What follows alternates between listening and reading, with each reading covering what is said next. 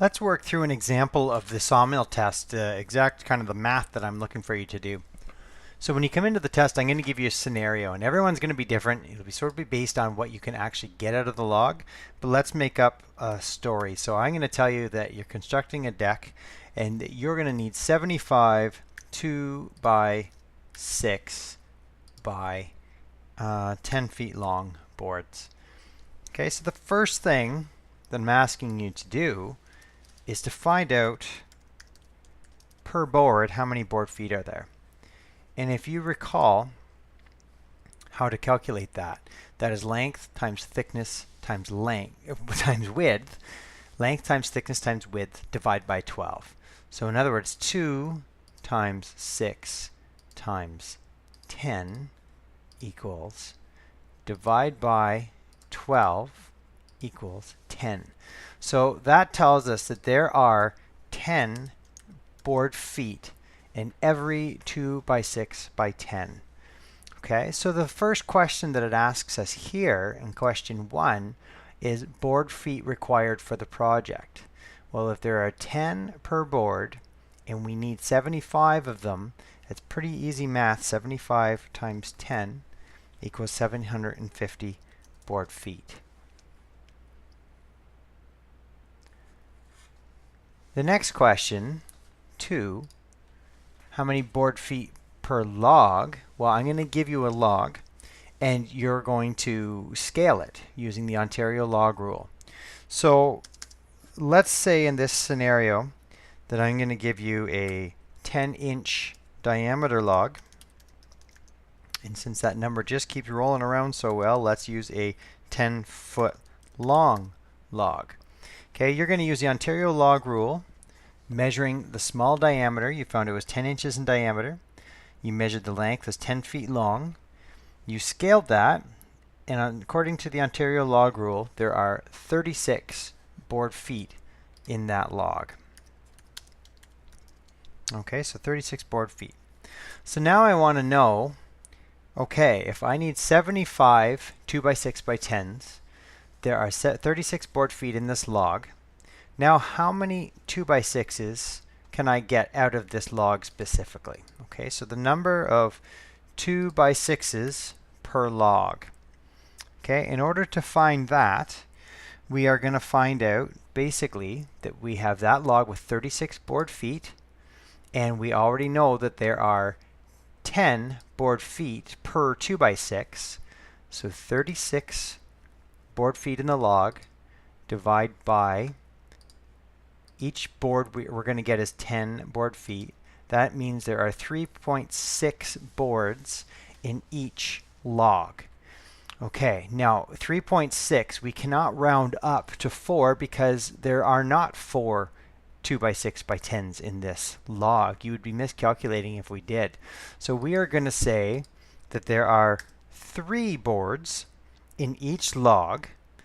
So there are 3 2 by 6 by 10s. And you know as you're milling now that when you're producing 2 by 4s, sometimes, or 2 by 6s, whatever, when you are cutting and roughing out those boards, sometimes within the slabs you may pull off an extra 4/4 or inch board. That's what the 0.6 makes up.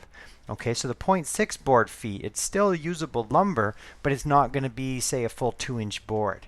All right, so you're going to round down to say that there are only 3 boards in this, 3 2 by 6s in this log. Okay, so let's keep going. Number of logs required. Well, if we can only get 3 2 by 6s per log, and we need 75 of them, then that means we have 75 boards we need. Divide by 3 that we're going to pull out of each log. That tells me we need 25 logs. Okay, so we need 25 logs to finish this job. The cost for the logs, that's a price I'm going to give you.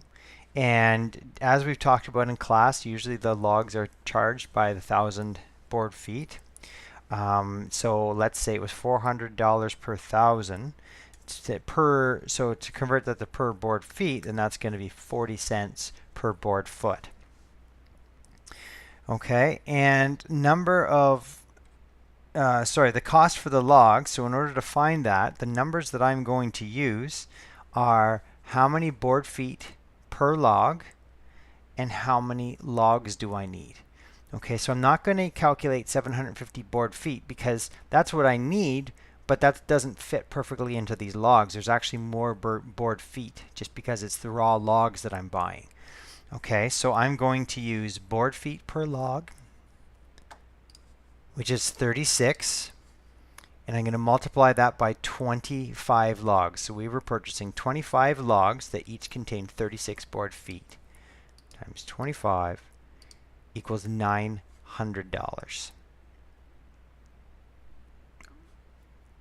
No, I'm sorry, 900 is just our figure right now. I forgot one step, 900. We're going to multiply that by 0.4.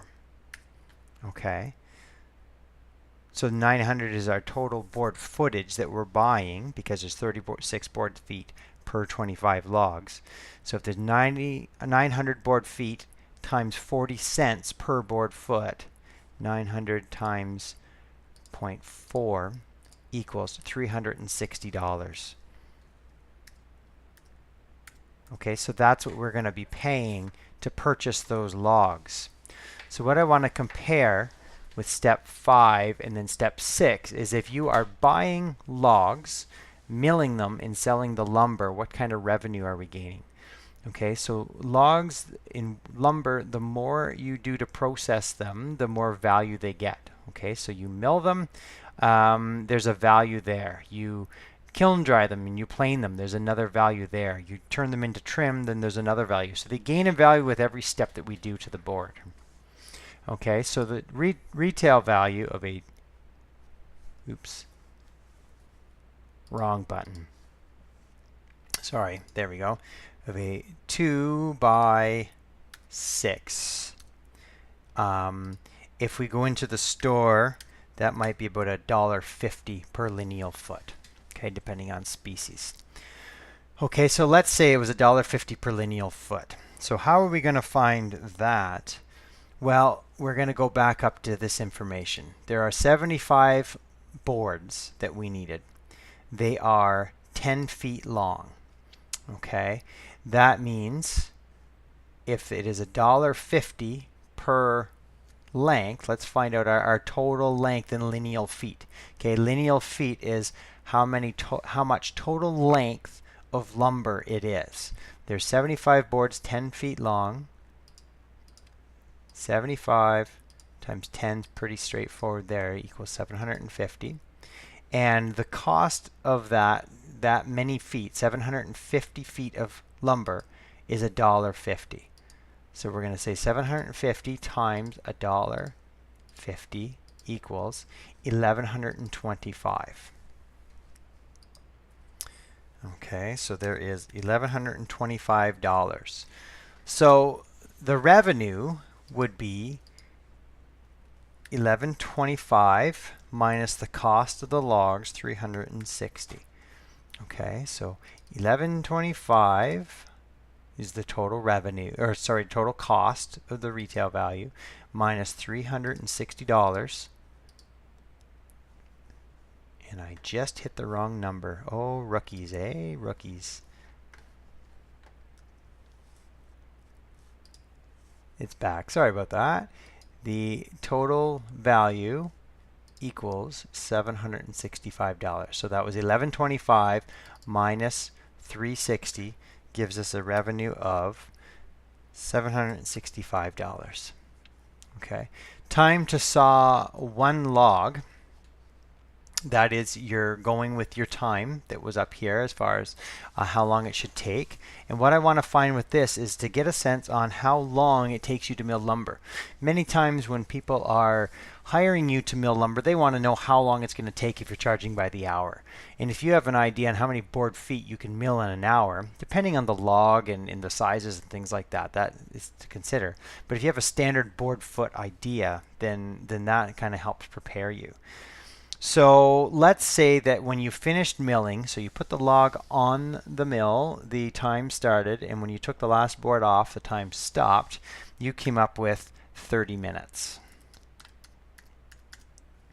Okay, and once you finished all those boards that you cut, you checked out the total board feet of lumber yielded. Okay, so we know that there are 3 2x6s by 10s in this log, but there are also those extra inch boards and things that you cut off as well. Okay, so you scaled it as 36, but now to find out how many you actually had, remember the Ontario log rule will underestimate what's in the log, especially when we're conservatively milling with a band mill.